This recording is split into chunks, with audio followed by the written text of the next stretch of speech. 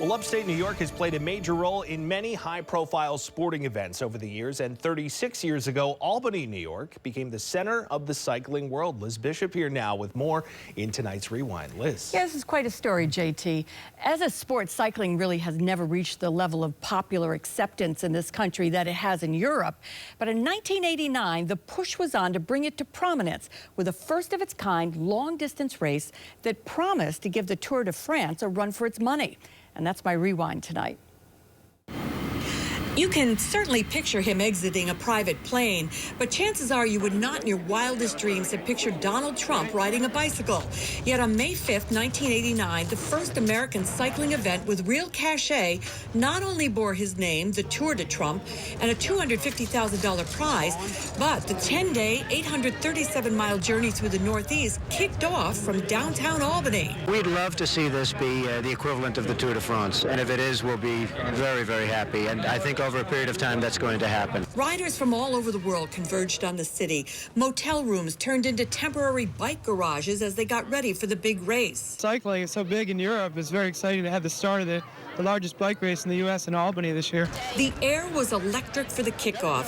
Heavy favorite Greg LeMond checking in with Governor Mario Cuomo, who actually thanked Trump for his sponsorship. We're grateful to Donald Trump for having made it possible. And that's how I found myself broadcasting live with Donald Trump as my color analyst for the race named after him. I asked him, why Albany? The kind of mileage that we needed to make it a really world-class event.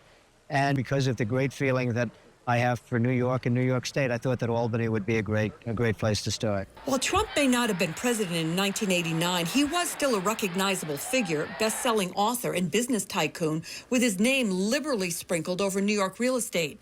Even 36 years ago, there were rumors of an interest in politics, and I pointed out we were within shouting distance of the governor's mansion and asked, is that a place you might like to know better? No, we have a very good governor. I would say that I would not be at all interested in that.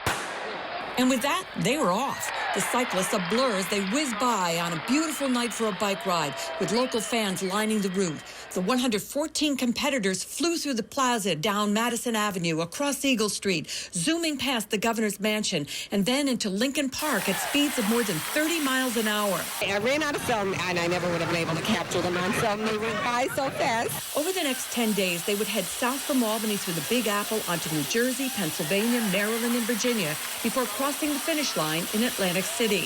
On Norwegian, Dag Otto Lauritzen won the race. LeMond would have to settle for a win in the Tour de France that year instead.